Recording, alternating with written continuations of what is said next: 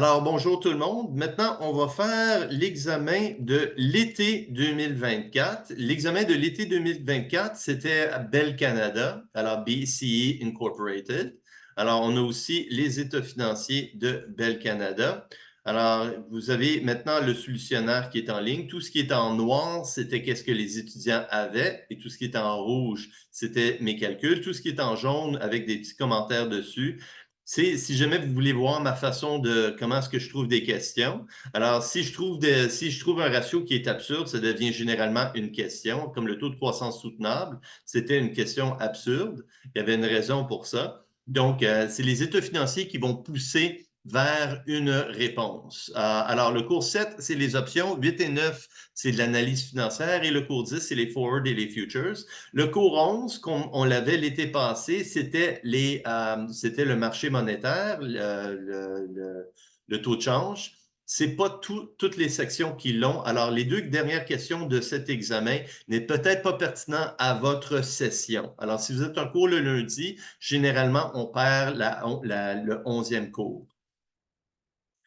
Donc, question numéro 1. Le prix de l'action ordinaire de Apple est de 224,89. Un call d'une durée de 6 mois avec un strike de 230 coûte 15,20 $. Le taux sans risque est de 5 Alors, certains à l'examen, pour tous les examens, il va y avoir une question. Quel est le prix sans arbitrage du call ou du put? Si ce call ou ce put sur le marché est à un prix qui est différent, comment est-ce qu'il y a une stratégie d'arbitrage? Ça, c'est 4 points. Et 1 point, quel est le profit d'arbitrage? Il se peut qu'il y ait des questions supplémentaires, mais ces questions-là reviennent à chaque examen. Donc, acheter un call plus acheter une obligation avec une valeur nominale du strike. Alors, la valeur actuelle du strike est égale à acheter un put et acheter une action. Donc, la seule inconnue, c'est le prix du put. Donc, le prix sans arbitrage du put est de 14,77.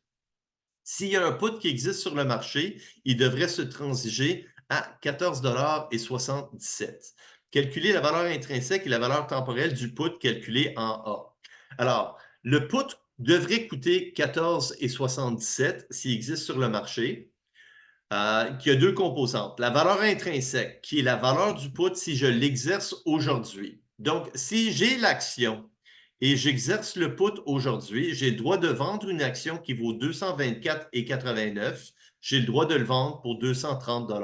Donc, la valeur intrinsèque du put est de 5,11. Alors, si ce put se transige à 14,77, tout le potentiel futur, on appelle ça la valeur temporelle. Alors, dans les 6 prochains mois, il se peut que le prix d'une action de Apple descende. Si elle descend à 200 $, il y a 24,89 $ de plus que le put devra payer. Donc, la valeur temporelle, c'est tout le potentiel que peut payer ce put. Alors, c'est la différence. La valeur intrinsèque plus la valeur temporelle vaut 14,77. Donc, si je soustrais la valeur intrinsèque de la valeur temporelle, du prix de l'option, ça va me donner la valeur temporelle qui est de 9,66. Donc, si j'exerce aujourd'hui le put, je reçois 5,11 sur une action de Apple. Si par contre, je vends le put aujourd'hui, j'ai 14,77. C'est pour ça que je dis qu'on ne devrait jamais exercer une option avant échéance, parce qu'on peut tout le temps, si on l'exerce aujourd'hui, on reçoit la valeur intrinsèque. Si on la vend, on reçoit la valeur intrinsèque plus la valeur temporelle, donc le prix de l'option. C'est pour ça que si on exerce une option, ça va juste être à échéance, même pour les options américaines. Si un put avec les mêmes caractéristiques se transige sur le marché à 16,10, donc on a calculé un put devrait être de 14,77, mais il y en a un sur le marché qui vaut 16,10. Donc, on est capable de créer synthétiquement un put avec des calls, des obligations et des actions. Et on aurait les mêmes cash flows qu'un put sur le marché. On appelle ça un put synthétique. Lui, on est capable de le créer à 14,77, mais il y a un put sur le marché qui se transige à 16,10. Donc, la différence entre les deux, 1,33, c'est notre profit d'arbitrage. Il y a un point là à l'examen, c'est certain. Alors, on va tout le temps acheter le moins cher. Ici, c'est le put synthétique à 14,70, et on va vendre le plus cher, qui est le put réel à 16,10. Me mettre ça à l'examen vaut juste 1 point sur 4. Je veux quelle est la combinaison d'actifs que je dois acheter ou de vendre à 14,77. Donc, si je reviens à la parité put-call, un put, acheter un put et acheter une action est égal à acheter un call et acheter une obligation. Donc, si je vends l'action à gauche et à droite, acheter un put est équivalent à acheter un call, acheter l'obligation et vendre l'action. Donc, si j'achète le put synthétique, je vais acheter le call, je vais acheter l'obligation et je vais shorter l'action. Et je short le put réel à 16,10. J'achète le put synthétique, je short le put réel. La différence entre les deux, c'est mon 1,33. Donc, en achetant le call, je paye 15,20. En achetant l'obligation, je paye la valeur actuelle de 230 qui est de 224,46. Si je short l'action, je reçois 2,24 aujourd'hui. Et si je short le put réel, j'ai 16,10. Et donc, j'ai 1,33 d'arbitrage. Maintenant, à échéance, quel que soit le prix de Apple dans 6 mois, je vais avoir un cash flow net de 0. Est-ce que c'est la prochaine question? Non, ça ne l'est pas. Alors, supposons qu'à échéance, le prix de Apple est de 200 $. J'ai acheté un call, le call va expirer sans aucune valeur. J'ai acheté une obligation, donc je vais avoir 230 $ à la toute fin. J'ai acheté une action, j'ai shorté l'action, je vais la racheter pour 200 $ et le put vaudra 30 $ parce que le prix d'exécution est de 230. L'action vaut 200, mais je peux la vendre pour 230. Donc, ici, c'est 0 plus 230 moins 200 moins 30 est égal à 0. Ça va être mon cash flow net. Quel que soit le prix de l'action de Apple, mon cash flow net dans 6 mois va être de 0. À 250, mon call va valoir 20, mon obligation va valoir 230, mon action va valoir 250 et mon put va valoir 0. Donc, au net, je paye 0. C'est ça ma stratégie d'arbitrage. J'ai un cash flow aujourd'hui qui est positif et quel que soit le prix de Apple dans 6 mois, j'ai un cash flow net de 0. Continuons. Problème numéro 2. Utilisez les états financiers de Bell Canada pour répondre aux questions courtes suivantes. Calculez le fonds de roulement net de BCE. Selon vous, est-ce que BCE manque de liquidité? Donc, le fonds de roulement net, Net Working Capital, c'est les actifs courants moins les passifs courants. Donc, dans le cas de BCE, alors on va aux états financiers, on prend les actifs courants et on soustrait les passifs courants. Donc, les actifs courants, et on va soustraire les passifs courants. Donc, dans le cas de BCE, c'est un chiffre qui est négatif.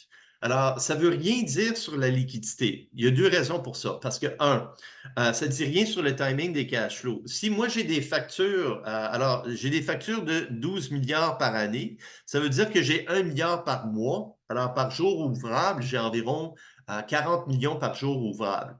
Mais si j'ai tout le temps des liquidités de plus de 40 millions par jour qui rentrent, je vais être capable de payer toutes ces factures à court terme. Donc, ça ne dit rien sur le timing des cash flows. Deuxièmement, quasiment toutes les compagnies ont accès à des lignes de crédit. Alors, s'ils ont besoin de financement à court terme, ils peuvent juste activer leur ligne de crédit. Quel est le ratio qui indique le nombre de jours pendant lequel l'entreprise peut se considérer à l'abri de problèmes d'insolvabilité et faire face à des dépenses quotidiennes sans rentrée de fonds? Donc, n'importe quoi qui est calculé en jours, il y en a peut-être 3 ou 4, il y a peut-être 3 ou 4 formules qui sont disponibles. Donc, dans la feuille de formule, le nombre de jours, alors il y a peut-être 4 ratios en tout qui sont calculés en jours.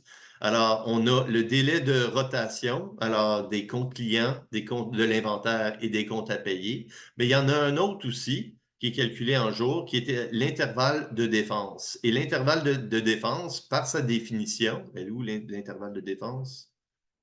Où est l'intervalle de défense?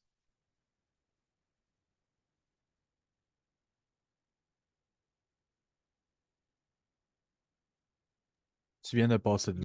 Alors, ratio de l'intervalle de défense, qui est par sa définition, c'est les actifs très liquides divisés par les ventes quotidiennes ou les coûts variables divisés par 360, qui sont plus ou moins les coûts des marchandises vendues quotidiens. Donc, si on n'avait aucun cash et on devait payer toutes nos factures cash, on a combien de très liquides qu'on pourrait convertir en cash pour payer un certain nombre de jours d'inventaire. Alors, c'est le ratio de l'intervalle de défense. Calculer ce ratio, alors c'est tout simplement, on peut prendre tous les actifs qui sont très liquides ou ben non, on prend tous les actifs courants et on enlève tous les actifs qui ne sont pas liquides. Encore une fois, un actif qui n'est pas nécessairement liquide, c'est l'inventaire. Donc, si je vais aux états financiers de BCE et si je regarde l'inventaire euh, pour l'inventaire, alors les stocks, qui est l'inventaire.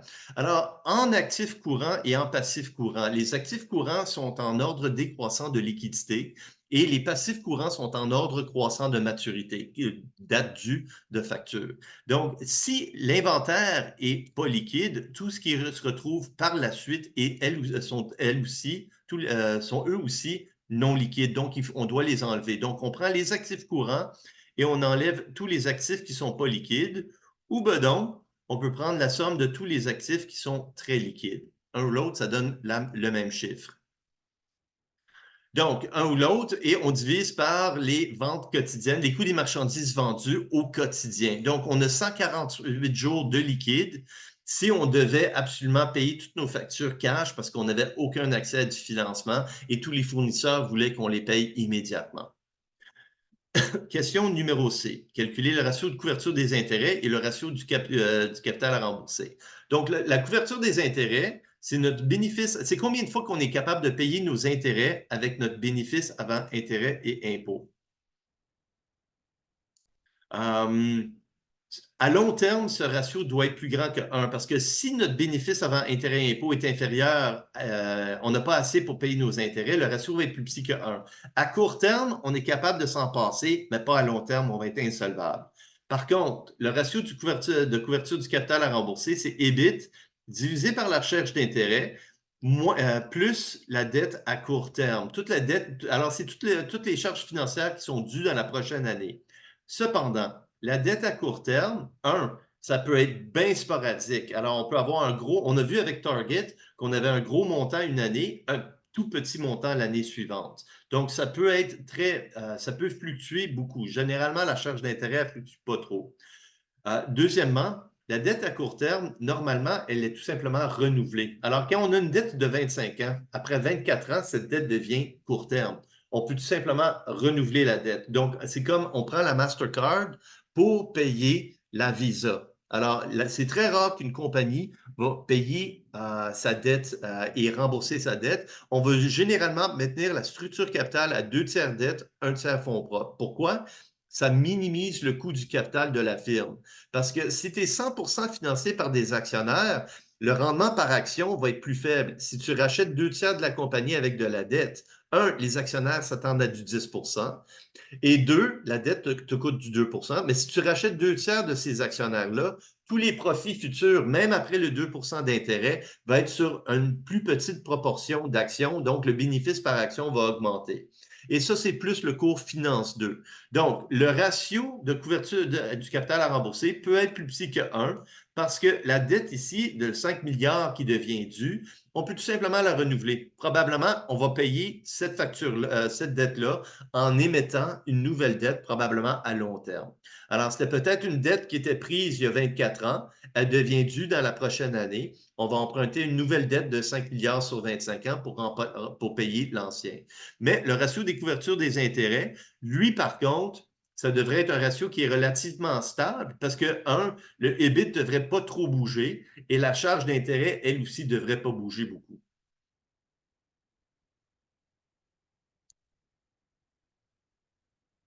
Utilisez les états financiers de Bell Canada pour répondre aux questions suivantes. Calculez le rendement des actions ordinaires pour 2022 et 2023. Utilisez des ratios ou comptes pour expliquer pourquoi la rentabilité est à la baisse. Donc, quand on parle de rentabilité, les ratios de profitabilité, il y en a deux. Il y a le ROA et le ROE. Le ROE, c'est lui qui est le plus important. C'est le rendement des fonds propres. D'ailleurs, on va le regarder en plus de détails. Et des fois même, on veut enlever tous les actionnaires qui ne sont pas des actionnaires ordinaires, Donc, on va prendre tout simplement le bénéfice net qui est attribuable aux common shares divisé par la valeur des common shares. Maintenant, vous voyez ici que la valeur des common shares, généralement, c'est le coût du capital plus les résultats non distribués, les R&D. Cependant, il y avait une pogne avec les états financiers de Bell Canada. Alors, quand on calculait quelle était la valeur des actionnaires ordinaires, donc si on regarde aux capitaux propres, alors, il y a une partie qui est le minority interest, participation ne donnant pas le contrôle. Tu as des actions privilégiées. Ça, ce n'est pas des actionnaires ordinaires. Mais ce que j'ai eu beaucoup d'étudiants qui ont fait, ils ont pris la valeur des actions ordinaires, le capital action, plus les résultats non distribués. Mais entre les deux, tu avais une ligne surplus d'apport. Ça, c'est quand il y a de l'argent qui est ajouté ou sorti avec des transactions. Alors, c'était entre les deux. Donc, on pouvait prendre comme acquis que c'était, et vous l'avez vu dans votre cours 1240, vous l'avez peut-être vu dans votre cours 4240, mais ça, c'est la valeur que généralement le propriétaire met ou qui sort de l'entreprise lui-même. Ici, ce serait avec des ventes ou des achats d'actions. Donc, il fallait tenir compte de cette ligne-là dans la valeur des actionnaires ordinaires. Donc, quelle est la valeur des actionnaires ordinaires? C'est la somme de ces trois composantes-là, ou bedon, c'est le total des capitaux propres moins tout ce qui n'est pas un actionnaire ordinaire. Et c'est là où j'ai eu beaucoup d'étudiants qui se sont fait planter. Donc, moi, ce que j'ai fait, c'est que j'ai tout simplement pris le capital action plus le surplus d'apport, moins les résultats non distribués. Ou bedon, tu peux prendre le total capital action, moins le minority interest, moins les preferred shares. Et donc, on calcule la valeur des actions ordinaires et on regarde quel est le bénéfice net attribuable aux actionnaires ordinaires au numérateur. Donc, si on va au income statement, on a le income statement, on a le bénéfice net. Par la suite, on a ici le bénéfice net attribuable aux actionnaires ordinaires. Donc, voici, ça, c'est les preferred shares et ça, c'est le minority interest. Mais on a directement le chiffre qui est applicable aux actionnaires ordinaires. Donc, le rendement des actionnaires ordinaires, par notre formule, le rendement des actionnaires ordinaires, c'est le bénéfice net attribuable aux actionnaires ordinaires qui est donné, divisé par la valeur des common shares. Donc, le numérateur, il est donné dans l'énoncé. Le dénominateur, il fallait le calculer. L'erreur la plus commune, c'est qu'on oubliait le surplus d'apport. Pourquoi la rentabilité est à la baisse. Donc, qu'est-ce qu'on regarde? C'est qu'on regarde au numérateur de 2022 à 2023, la valeur des actionnaires est à la baisse. Ça, c'est étrange. Mais aussi, on remarque que le bénéfice net attribuable aux actionnaires ordinaires, lui aussi, il est à la baisse. Alors, qu'est-ce qu'on doit regarder? On doit regarder pourquoi est-ce que ce chiffre-là est à la baisse, pourquoi est-ce que le numérateur est à la baisse. Alors, on va aux états financiers et on remarque que de 2022 à 2023, le bénéfice net est à la baisse. Alors, si le bénéfice net est à la baisse, il y a quelque chose là-dedans qui rend ça à la baisse. Y a-t-il un chiffre qui est bizarre? Est-ce que les ventes sont restées stables? Les coûts d'exploitation ont augmenté. Ils ont un autre coût qui a augmenté. Alors, le bénéfice brut, il est resté normal. Le EBIT, il est un peu à la baisse. Mais qu'est-ce qui arrive, c'est que notre earnings before tax, il est vraiment à la baisse parce qu'on a des charges ici. On a des charges ici supplémentaires en 2023 qu'on n'avait pas en 2022. Alors, on voit que la rentabilité est vraiment à la baisse. Si la rentabilité est à la baisse, c'est la job d'un comptable de se poser la question pourquoi qu'elle est à la baisse. Mais ici, il y a des comptes qui sont vraiment, il y a des charges et des pertes de valeur qui ont été plus grandes en 2023. Plus que ça, je ne m'attends pas à ce que vous soyez capable de dire pourquoi, mais juste avec les états financiers, on est capable de dire que c'est là où est-ce qu'on trouve notre problème. Parce que le EBIT est relativement stable, mais par contre, toutes les charges d'intérêt sont relativement stables. On a un peu plus d'intérêt, mais toutes les pertes de valeur par la suite, on doit remarquer qu'elles ont été plus grandes en 2023 qu'en 2022. Et c'est pour ça que la rentabilité est allée de 15 à 10 pour les actionnaires ordinaires. Le taux de croissance soutenable de BCE est un ratio absurde. Alors, je vous dis que le ratio, il est absurde. Pourquoi est-ce qu'il est absurde? Expliquez pourquoi. Alors, le taux de croissance soutenable, c'est le taux de rétention fois le rendement des fonds propres. Le rendement des fonds propres, on l'a calculé dans la question, on a calculé le rendement des actionnaires ordinaires. Alors, on peut calculer le rendement des fonds propres aussi. Mais le taux de rétention, c'est le pourcentage du bénéfice net qui est réinvesti dans la compagnie. Alors, si on paie avec nos profits, on peut faire un de deux choses. On peut payer des dividendes ou bedon, on peut réinvestir dans la compagnie, générer de la croissance. Donc, si c'est un ratio absurde, on doit calculer les deux ratios. Donc, si on regarde pour 2023, on regarde le total des dividendes qui ont été versés. On a versé 3,7 milliards en dividendes, mais le bénéfice net de l'année était de moins que 2 milliards. Donc, on a versé plus de dividendes qu'on a fait de profit. Donc, le taux de distribution des dividendes est de 187 ce qui veut dire que le taux de rétention, c'est 1 moins 1,8772, qui serait un chiffre négatif. C'est un chiffre qui est absurde. Donc, la compagnie, elle paye plus de dividendes qu'elle a de profit. Il n'y a rien qui est réinvesti dans la compagnie. Pour maintenir ce dividende, on va devoir peut-être s'endetter ou donc, fort probablement, qu'est-ce que BCE va être obligé de faire, c'est de couper le dividende. Donc, on paye trop de dividendes pour le bénéfice net. Soit qu'on fait monter le bénéfice net, soit qu'on coupe le dividende ou soit qu'on doit financer le dividende avec de la dette, mais on peut juste faire ça à court terme. Donc, on ne peut pas vraiment dire à partir des états financiers que la compagnie BCE elle peut avoir de la croissance. C'est un ratio qui est absurde. Donc, calculer le bénéfice net par action ordinaire et le court bénéfice de BCE. Alors, le bénéfice net par action ordinaire, c'est le bénéfice net qui est attribuable aux actionnaires ordinaires. Alors, lui, je pense que lui, il est donné. Alors, on a la ligne qui est directement donnée dans les états financiers. Alors, le bénéfice net qui est attribuable aux actionnaires ordinaires, où est-ce qu'il est? Le bénéfice net qui est attribuable aux actionnaires ordinaires, il est donné. Donc, ça, c'est le earnings per share. L'autre question, c'était alors ça c'est le bénéfice net par action. Ça c'est le bénéfice net attribuable à tous les actionnaires ordinaires. On divise par le nombre d'actions. À noter, si jamais vous avez un ratio ici qui est moins qu'une scène, n'oubliez pas, tous les chiffres étaient en milliards. Donc, on a 1,7 milliard de profit sur 912. Tous les chiffres étaient en millions, je veux dire. Alors, tu as 1,7 milliard de profit sur 912 millions d'actions.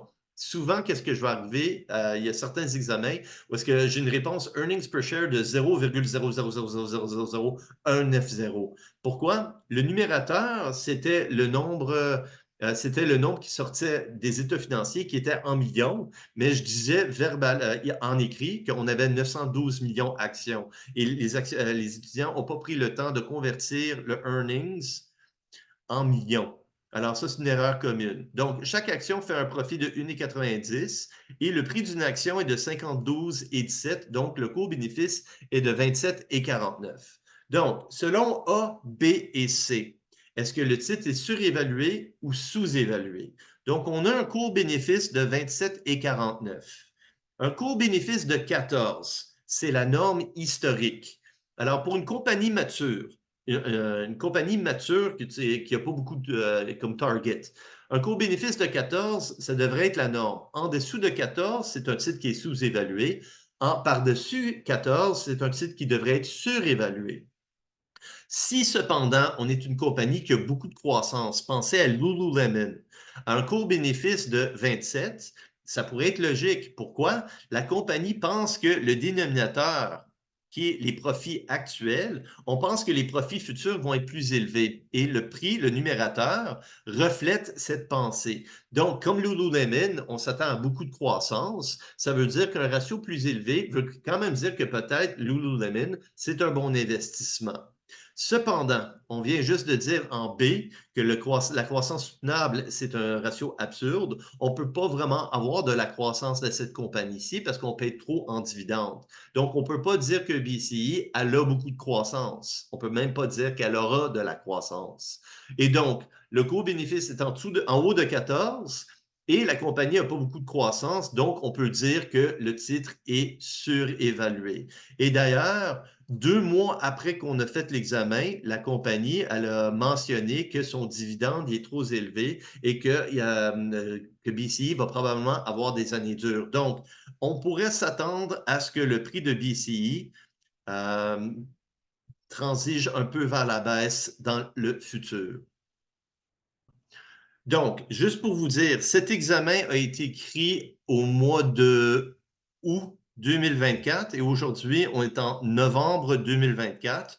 Donc, le prix de l'action était à 52 au mois d'août et 2 mois après que j'ai donné l'examen, on a annoncé que le prix, on s'inquiétait pour BCE et le prix de BCE, elle a justement chuté si on regarde dans les 6 derniers mois, 2 mois après que j'ai donné l'examen ou 3 mois après que j'ai donné l'examen, le prix de l'action, elle a planté. D'ailleurs, pour les mêmes raisons. On payait trop de dividendes, la rentabilité était à la baisse. Donc, c'est ça la job, c'est ça la job d'un comptable. Mais je veux juste noter une chose. En 2015, que j'ai fait ça avec Ford et Tesla, ma conclusion, c'est que le prix de Tesla était trop élevé, puis le prix de Ford était trop bas. Et la réalité, c'est que dans les 10 années, le prix de Tesla, elle vaut 10 fois plus qu'est-ce qu'elle valait et le prix de Ford a très peu bougé. Alors, on peut juste pousser des conclusions, mais ce n'est pas tout le temps le cas qu'on va avoir raison. OK, donc, continuons. Question suivante. Problème numéro 4, utiliser les états financiers de Bell Canada, effectuer une analyse du risque total. Alors ici, j'ai eu beaucoup d'étudiants qui ont planté parce que j'ai dit le risque total. Alors, j'ai souligné le mot total. Alors, je poussais ça vers le coefficient de levier total. Mais j'avais des étudiants qui ont trouvé d'autres ratios. Effectuer une analyse du risque total de BCE pour 2022 et 2023 en utilisant les ratios pertinents, les composantes du coefficient de levier total. Donc, qu'est-ce que je pourrais faire? Je pourrais faire la même chose avec le modèle de Dupont. Faites une analyse de la rentabilité de l'entreprise en utilisant un ratio et ses composantes. Alors, c'est soit le coefficient de levier total si elle a des composantes ou le ratio de Dupont. Tirez 2 conclusions ou questions que vous avez en sortant de ça. Donc, pour calculer le coefficient de levier total, qu'est-ce qu'on va faire? C'est qu'on va calculer le coefficient de levier opérationnel et le coefficient de levier financier. Le coefficient de levier opérationnel, mais vous avez la formule dans la feuille de formule. Alors, le coefficient de levier total, ben, c'est faites pas juste plugger les chiffres. Alors, quand je vous demande les composantes, trouvez les composantes. Les 2 composantes, c'est le CLO et le CLF. Donc, le CLO, c'est les ventes moins les coûts variables divisés par EBIT. Et le CLF, c'est EBIT fois 1 moins le taux corporatif divisé divisé par le bénéfice net applicable aux actionnaires ordinaires. Encore une fois, s'il y a autre que le dividende privilégié, on devrait l'enlever aussi. Alors, il y avait un minority interest ici, mais je ne l'ai pas inclus dans la réponse parce qu'il n'y a pas un étudiant qui l'avait remarqué. Donc, le coefficient de levier opérationnel, vente moins coût variable divisé par EBIT, 1,9 et en 2023, c'est 1,9. Alors, il a un peu bougé, mais si on remarque les chiffres, ils n'ont pas vraiment bougé. Alors, ce n'est pas là où est-ce qu'on va avoir nos questions. Par la suite, pour calculer le coefficient de levier financier, on devrait regarder quel est le taux d'impôt qu'elle a effectivement payé, ce qui est ce qu'on appelle le taux effectif. Tu regardes les taxes qu'elle a payées sur le bénéfice imposable. Et on peut voir qu'en 2022, on avait plus de bénéfices imposables. Alors là, je suis en train de me poser des questions parce que le taux, il bouge en conséquence. Qu'est-ce qu'elle a effectivement payé? Elle a payé le même montant, mais sur moins de profit. Alors, je me pose des questions. Ça, c'est des questions qu'on devrait se poser en tant que comptable. Pourquoi est-ce que ce ratio il est bizarre là? Maintenant, on n'a pas nécessairement la réponse, mais on doit le voir. Un comptable qui fait juste plugger les chiffres, ce n'est pas quelqu'un qui va durer longtemps en consultation. Par la suite, pour calculer le coefficient de levier financier, on prend EBIT fois 1 moins le taux corporatif, le taux effectif va être utilisé à sa place, divisé par le bénéfice net attribuable aux actionnaires ordinaires. Donc, il n'y a pas un étudiant qui a remarqué qu'il y avait un minority interest, mais ça ne dérange pas, on avait le chiffre, on avait déjà le chiffre. Le dénominateur, c'est le bénéfice net attribuable aux actionnaires ordinaires. Et on voit que ce ratio, c'est là où est-ce qu'il bouge. Alors, c'est là où est-ce qu'on va se poser des questions. Alors, le coefficient de levier opérationnel, il est stable, les ventes, les coûts variables, les coûts fixes, ils ne bougent pas beaucoup. Donc, ce n'est pas là où est-ce qu'on a notre risque. Mais le taux d'imposition est à la hausse. Pourquoi? Je n'ai pas la réponse, mais on doit le remarquer. Et le EBIT, il est constant d'une année à l'autre. Cependant, on voit qu'il y a beaucoup de charges, on l'avait déjà mentionné dans la question précédente, il y a beaucoup de charges qui apparaissent en 2023 qui n'étaient pas là en 2022. Alors, il y avait beaucoup de charges qui apparaissaient par la suite qui n'étaient pas vraiment là en 2022. Donc, on avait beaucoup de charges supplémentaires. On peut juste se poser la question d'où viennent ces charges. Alors, il y a des pertes de valeur, il y a des dépréciations, mais on n'en sait pas plus que ça à partir des états financiers. On pourrait regarder dans les notes aux états financiers, mais on ne fera pas ça dans notre cours. Question numéro 5. Alors, une obligation 10 ans d'une valeur nominale de 1000 $ verse des coupons semestriels aux 6 mois de 45 $. Le prochain coupon sera versé dans 3 mois.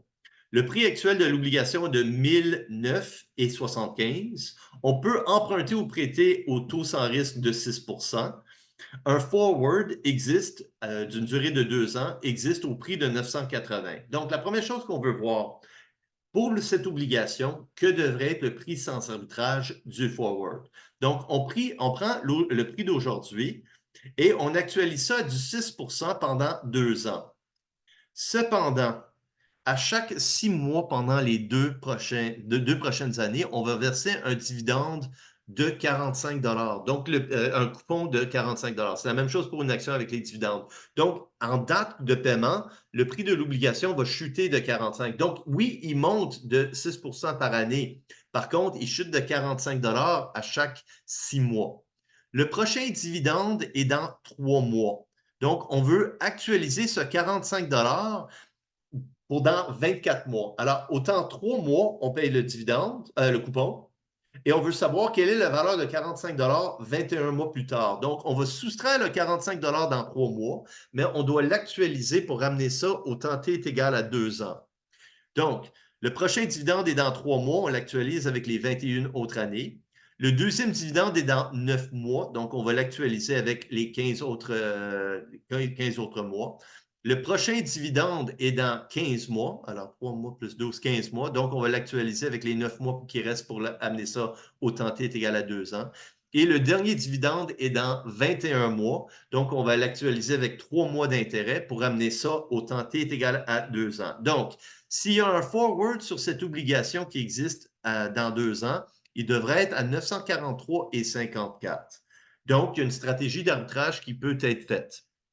Maintenant, on achète tout le temps le moins cher. Donc, on va acheter à 943 et on va vendre à 980. Donc, le contrat nous permet d'acheter ou de vendre à 980. Donc, notre première étape, c'est on est short forward l'obligation.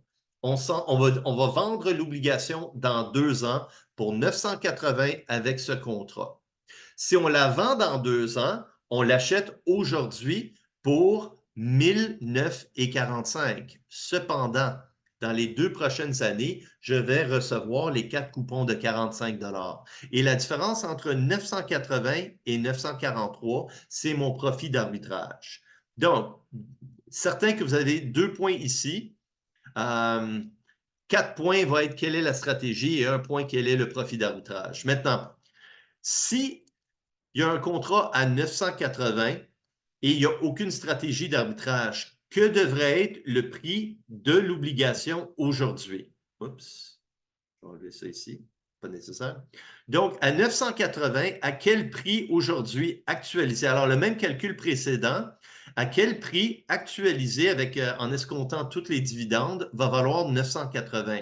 Donc, si l'obligation aujourd'hui avait un prix de 1042,10, on serait indifférent au contrat. Parce que 1042,10 aujourd'hui, le contrat devrait avoir un prix de 980. Cependant, l'obligation aujourd'hui, elle coûte juste 1009,75. Donc, les marchés ne sont pas efficaces. Il y a une stratégie d'arbitrage qui existe. Donc, on s'est dit qu'on va shorter le forward. On s'engage à vendre l'obligation dans 2 ans. Donc, si on la vend dans 2 ans, on l'achète aujourd'hui. Donc, on short le forward. On achète l'obligation aujourd'hui pour 1009,75. Comment? En empruntant 1009,75 à 6 %. Et les coupons qu'on va recevoir, eux aussi, vont être placés à du 6%. Donc, on paye 1 995, on va en empruntant du 6%. Dans 3, 9, 15 et 21 mois, je reçois un coupon de 45 et je vais les actualiser à du 6% parce qu'ils sont placés à du 6%. Et à la toute fin, je vais vendre l'obligation pour 980 et je vais faire mon profit d'arbitrage. Donc, dans 2 ans, je vends l'obligation selon le contrat à 980. Pendant les 2 prochaines années, je vais recevoir 4 coupons, autant 3, 9, 15 et 21 mois. Donc, dans 3 mois, je reçois 45 il est placé à du 6% pendant 21 mois. Dans 9 mois, je reçois 45 il est placé à du 6% pendant les 15 mois qui restent pour amener ça dans 2 ans. Le coupon que je reçois dans 15 mois, il est placé à du 6% pendant 9 mois et le coupon que je reçois dans 21 mois, il est placé pendant les 3 autres années, les 3 autres mois. Et donc, je vais recevoir 4 coupons de 45 qui vont être actualisés jusqu'à la toute fin au temps T est égal à 2. Et à la toute fin, alors je vends l'obligation pour 980, j'ai mon revenu de placement sur mes coupons et je vais rembourser le prêt que j'ai eu au temps T est égal à 0 à du 6% en remboursant 1134,44, d'où voit mon 36 et 46. Ce 1 point-là, vous pouvez le calculer plus facilement. Alors, c'est la différence entre 943 et 54 et 980. Mais pour faire la stratégie, je vais avoir 3 choses à faire au temps zéro. Je short le forward, j'achète l'action en empruntant. Et pendant les 2 prochaines années, je reçois mes 4 coupons, je vends l'obligation selon le contrat et je rembourse mon prêt qui me donne mon profit d'arbitrage. Question numéro 6. Maintenant, pour la question numéro 6, c'est le marché monétaire, c'est le thème 11, la séance 11 de cours. Alors, si vous avez un cours le lundi, on perd généralement un cours, soit le lundi de Pâques ou soit le lundi de l'Action de grâce. Alors, c'est le cours que vous n'auriez pas. Donc, ce n'est pas tous les groupes cours qui ont le thème 11. Donc, pour l'été 2024, oui, il y avait le thème 11. Donc, le taux de change entre le franc suisse et la couronne danoise est de 7,71. C'est la cote directe du franc suisse. Un franc suisse vaut 7,71 couronnes danoises. Le taux d'intérêt est de 4 en Suisse et de 4,5 au Danemark. Donc, il y a 0,5 d'inflation de plus au Danemark qu'en Suisse. Un forward de 3 ans se transige à une couronne danoise est égale à 1/8 franc suisse. Donc, si on fait l'inverse ici, un franc suisse est à 8 couronnes danoises. Et on dit que 0,5 de plus d'inflation au Danemark qu'en Suisse. Quel est le taux sans arbitrage du forward 3 ans? La cote indirecte de la couronne danoise. Donc, la cote directe du franc suisse, c'est la cote indirecte de la couronne danoise. Donc, 1 franc suisse, 7,71. Donc, la cote indirecte, il me faut 7,71 couronnes danoises pour acheter 1 franc suisse. Donc, à t est égal à 0, 1 franc suisse, 7,71 couronnes. À t est égal à 3, 1 placé en francs suisse va accumuler à du 4 pendant 3 ans. Et 7,71 couronnes placées à du 4,5 pendant 3 ans. Ça veut dire, si j'isole mon franc suisse, un franc suisse devrait valoir 7,8217 couronnes. Donc, comment est-ce que je peux faire une stratégie d'arbitrage? Mais je suis capable de vendre le franc suisse à 8 couronnes quand il vaudrait juste 7,82. Donc, je vais être short le franc suisse ou donc je vais être long la couronne. Donc, un franc suisse devrait valoir 7,82, mais je peux le vendre pour 8. Donc, je vais shorter forward le franc suisse. Très important. Vous devez dire que vous shortez quelle monnaie. Je short forward le franc suisse. Je m'engage à vendre un franc suisse pour 8 couronnes. J'emprunte 250 000 francs suisses. Et alors, si je vends le franc suisse, je m'engage à vendre un franc suisse pour 8 couronnes. Donc, je vais acheter pour 250 000 de francs suisses. Sur 250 000 de francs suisses, je vais acheter aujourd'hui des francs suisses en empruntant 250 000 fois 7,61 couronnes. Donc, je convertis ces couronnes en 250 francs suisses et je les place à du 4 Donc, je vais vendre le franc suisse dans 3 ans. Je place 250 000 francs suisses aujourd'hui à du 4 en empruntant en couronne. Donc, 250 000, ben, c'est égal à 1,9275 couronnes. Et ça va être emprunté à du 4,5 Donc, à échéance, qu'est-ce qui va arriver? C'est que mon 250 000 francs suisses va valoir 288 216 francs suisses. Je l'ai converti en 8 couronnes. Chacun des francs suisses est converti en 8 couronnes. Et donc, je reçois 2 249 000 couronnes. Mon prêt était de 1,927 millions de couronnes empruntées à du 4,5. Je rembourse un peu moins que 2,2 millions de couronnes et la différence entre les deux, c'est mon profit d'arbitrage. Si vous le faites de l'autre façon, converti en francs suisses, ça va vous donner une réponse de 6 338 francs suisses.